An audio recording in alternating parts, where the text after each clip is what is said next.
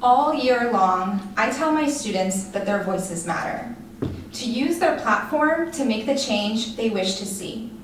That just because they are 13 does not mean that their informed opinion is invalid. In fact, in many cases, it is the missing puzzle piece.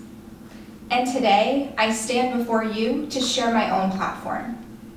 Culturally responsive teaching methods should be adopted at both the state and national level, requiring frequent curriculum auditing and multiple opportunities for student voice and choice, both in the journey and application of learning.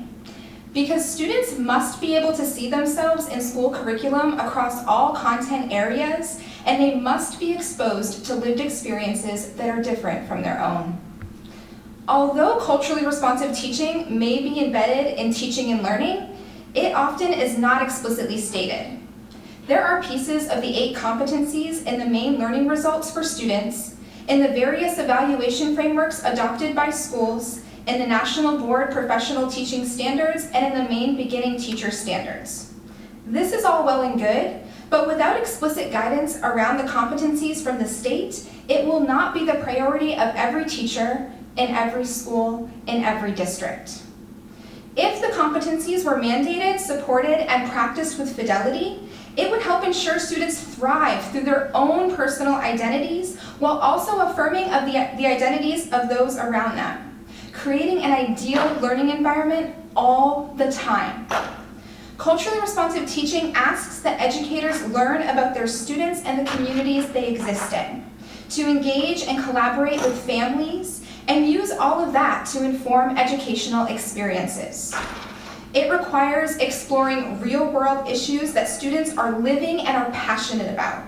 It emphasizes modeling high expectations for all students so they can achieve their individual best. And it values respecting differences as being essential to fostering a safe space. Culturally responsive teaching is needed so that when my students ask questions like, but what is the history of Pride Month and why is it only a month? Who decides that a book is banned and why are books banned? Or when are we going to dive a little deeper into that? I'm sorry, that's not in the curriculum is not an answer that I will have to give, because the curriculum will be based on what my students need right now and influenced by their voices and reflections prior, during, and after the learning. Being asked to teach only what is essential to my students during hybrid learning this past year has affirmed that there is always time where student voice is concerned, and there are always answers when students are given the tools and time to seek them out. In the 2020-2021 school year, my 8th grade students read almost 1,000 books independently.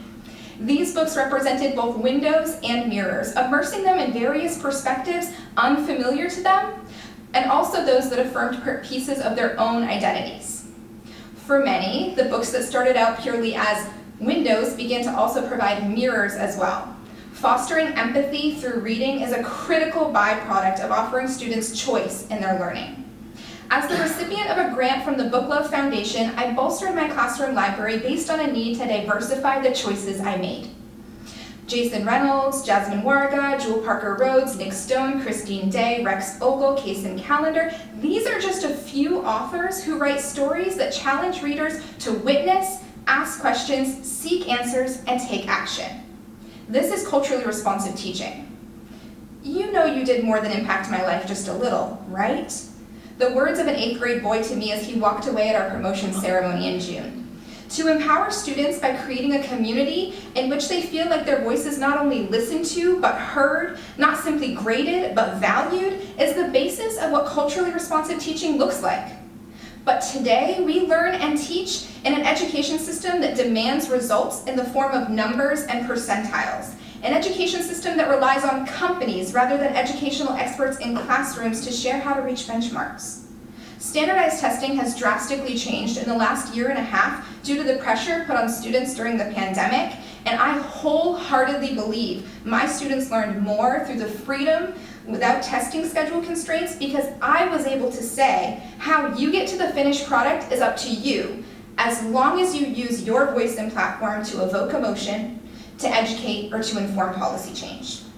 After participating in social justice book clubs, my students made videos for our staff to discuss inclusive language from a student perspective. They wrote children's books for elementary students to educate and dismantle ableism.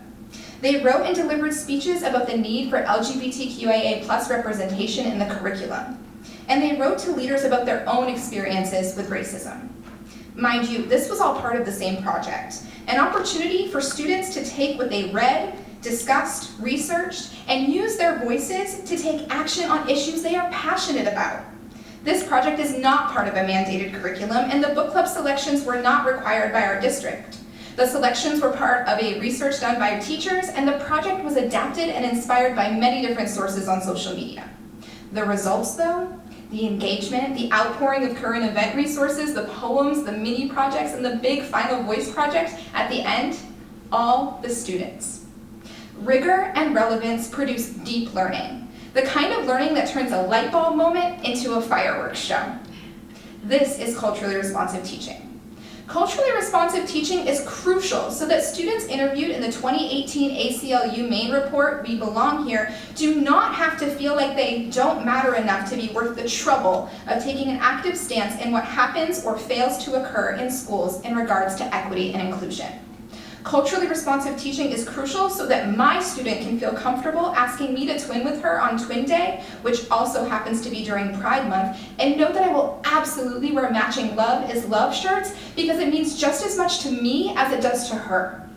Culturally responsive teaching methods are crucial so students see themselves in the school curriculum, from resources to assessment and across all content areas.